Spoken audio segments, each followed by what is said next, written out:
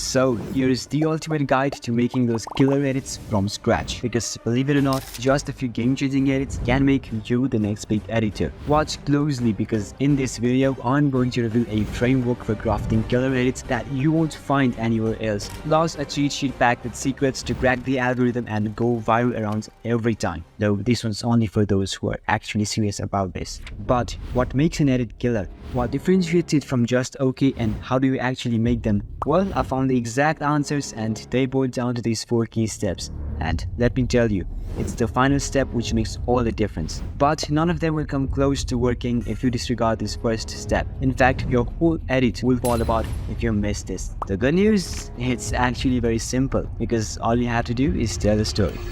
Steve Jobs, the most influential person, said that the most powerful person is the storyteller. And while you're here wanting to learn editing, it's time to stop for a second. Yep, right there, and focus on the story because that's the core foundation. A good story has the power to transform even a poorly executed edit into a great one. This edit you see right here and pretty much all the ones that perform well flow through a killer story idea that's rewritten. And how do you do that? Well, it's even simpler through this technique which I like to call start from the end. On its surface level, you just have to focus on what emotion you want the viewer to feel, whether it's happy, sad, anger, fear, etc. and start writing your story from that point. Take The Dark Knight for example. Christopher Nolan wanted the audience to feel chaos and fear about Gotham's condition. So, instead of just Batman fighting crimes, he built everything toward the final emotional impact, leaving us questioning if Gotham can really be saved from Joker's chaos. When you start with an emotion like this, every choice in your story feels intentional, guiding viewers on a powerful journey. So for any edit, focus on the final feeling and let it shape your story by adding other elements based on that emotion. Now, just as important as the story is your music choice because it acts as the core foundation right alongside it. So choose a track that resonates closely with the story's tone. For instance, in my edit, I went with Skyfall because it fit the dramatic intensity of Infinity War. But music and story alone aren't enough for a killer edit because once you have your story written and music chosen, you need visuals that actually match the story. Which brings us to a simple yet essential step, the cut. And before I jump into my software and show you how it's done, if you already know the basics, then feel free to skip to this timeline. Or not if you want to watch my way. The method I use is adaptable to most software, but I recommend After Effects since it's the best one out there and what I'll be using throughout this video. So let's jump in. First, import your audio into your composition timeline. Make sure to enable the rectified audio waveform as it makes it a lot easier to detect the beats. Next, listen carefully to the track and mark each beat by pressing a beat marker as it hits. And once done with the audio, you need to actually lay down the clips with respect to the beat for syncing them. But a mistake that many editors and sometimes even the pros do is get random ones, which can destroy their edit. So here are the elements you should be focusing on while getting yours. The composition and angles, so the elements you want to focus on is easy for the eyes to track. Lighting, so it's actually visible. And most importantly, alignment with the story. This ensures that every clip you select serves the overall narrative. Once chosen, place your clips on the timeline according to the beat markers. If you're working in a vertical composition, center them by reframing as needed. Now, if you remember that I told people who knew the basics to skip to this timeline, well, they're gonna skip right here and I'm gonna scare them right now. And got you. Jokes apart, these 2 steps combined will get you a basic edit. But to turn this basic edit into a great one and bring it to life, adding motion is super important and you need to be careful with this because if not crafted properly, it might destroy everything that's done till now. But before I take you to that chapter, I want to share a secret source that's leveled up my skill across many fields, and to do that, what better way to start than sharing my own journey. Over the past few months, I've been really into learning and exploring more about content creation, from planning everything out to scripting and then editing to level up my content. A lot of it has come from the YouTube Success course that I've been taking on Skillshare by MKBHD himself. Skillshare is the largest online learning community for creatives where there are hundreds of skills that you can master, such as photography, art, graphic design, freelancing, video editing, and so much more. And all of this with no ads, no clickbait. I cannot explain enough how important learning is today. Because I want you to experience this for yourself, I've partnered with Skillshare to offer the first 500 of you a free month of premium subscription. So go and click the link in the description. But you need to be quick as spots are very limited.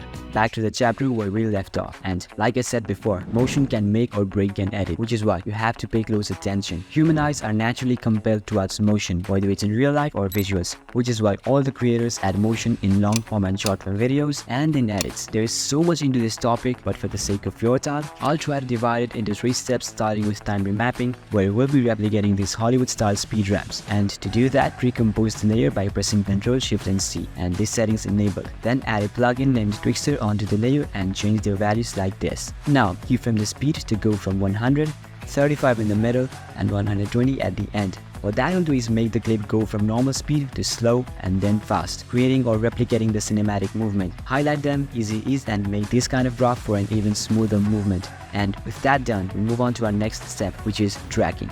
Tracking helps to keep the main subject at the center all time, and by doing so, it makes it very smooth. It also makes the story easier to digest by keeping the key elements at a symmetrical frame all the time. And to explain what I mean by that, I want you to watch this clip by the editor of Mr. Beast and Logan Paul.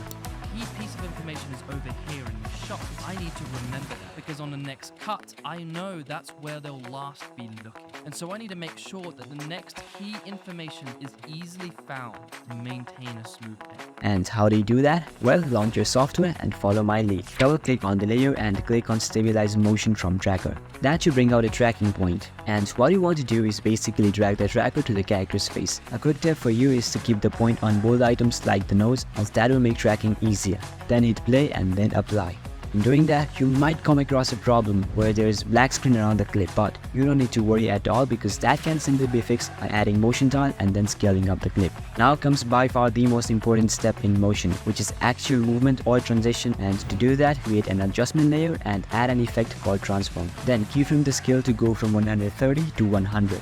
That will essentially zoom the clips to 1.3 times and animate it back to normal. But to me, it looks like a PPT slide with the default set. So to fix that, I'm going to tweak its graph like this, making it fast in the beginning and slow as it progresses. Then do these 3 steps for all of the clips there are, and with all these steps combined, you already have a pretty decent edit. But it is this last step that separates the average from the best and truly makes a killer edit.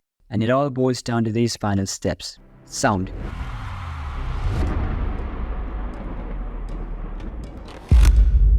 Sound is basically the soul of a video edit. As the saying goes, you see more with your ears than you do with your eyes. To make your killer edit, you will use sound design and SFX to intensify key moments because sound enhances impact. And I've got a full tutorial on this which you can check out on the channel after watching this video. This brings me to my next point, which is perhaps the most underrated one because it is capable of telling a story without speaking a word about it. If you thought of colors, you are absolutely right. Colors set the tone and mood of a story before you even say a word. For example, take a look at this clip and tell me what kind of emotion or story it's trying to tell. You feel my point and the emotion, right? That's the power of color. It evokes emotions and sets the scene without any dialogue. To create a killer edit, we'll use colors to amplify the emotion, making it vibrant and captivating. Now, there was so much into this topic that when outlining this part, I just couldn't summarize at all, meaning I had to make a new video for that, which is coming really soon by the way. Meanwhile, you can grab a crash course and presets on my Discord to get started. Now, all that's left is to post, right? Well, not exactly, because figuring out your killer edit is just the first piece of the puzzle, and without following this next step, your edit will flop no matter the amount of effort put into it. The good news for us is that I know exactly how to fix that issue. Enough yapping, let me take you straight into the killer cheat sheet. Step 1. Stop the scroll. To understand this, I want you to think from the viewer's perspective and ask yourself, how long do you wait to scroll past content if they are boring? 3 seconds? 5 seconds, or not at all? But there is a solution to that. All you have to do is hook them in the intro to stop the scroll and keep them hooked to maintain the pace. To do that, you can catch their attention by dragging them through your story, quality of your content, or some absurd thing. But once you've done that, are you sure that your FYP is trained? Because for those of you posting on TikTok, one thing you might not be aware is the relation between your reach, meaning the audience your content is pushed towards, and your FYP, meaning the content you consume. For example, if you're watching Barbie edits from your account but post Sigma Male or Batman edits from the same account, the audience just won't link and your edit will flop. So train your FYP by interacting with similar content you post a few hours daily to go viral. And don't worry, this whole Barbie thing, I'll keep it a secret. But what everybody already knows is this quote that goes, save the best for the last. Which brings us to our final and my personal favorite point in creating a killer edit. This one's also the method I personally use to bring views like this on YouTube. And to do this, all you have to do is be remarkable. But I was not always so sure about it and was actually trying to avoid it because I was an idiot who was afraid of stealing. What I mean to say is that to be remarkable, you need to steal. But not just any other way. You need to steal like an artist.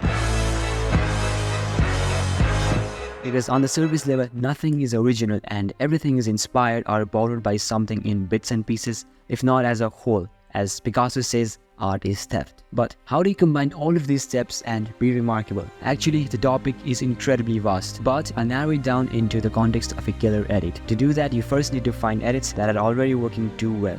Then identify if it's worth stealing or not. If yes, collect it and move on to the next thing. Once you have enough of these edit ideas, transform it into something significantly better or different with co-inspiration taken from them. By gathering samples of what already works, adding your personal touch and authenticity, you transform it into something even better. This is how you become remarkable. Being remarkable is one of the things that I personally have been digging towards for a couple of months, and my clients' work and in my own, by doing something better or different each time, but also stealing like an artist. Easier said than done, it's not so easy and simple to be remarkable. There are a lot of questions that may arise, such as whom to steal from and how much to steal, or just how to convey a killer story, all of which might sound all hectic and confusing. But the good news is, after crafting about over tens of videos for my clients using the same strategy and bringing about over millions of views, I believe I've cracked the code to master this. And because I want to personally help those who are serious about blowing up on YouTube, I've teamed up with my creative team to finally create a piece designed to guide you in making videos like true artists. Check out the docs in the description below to find out more.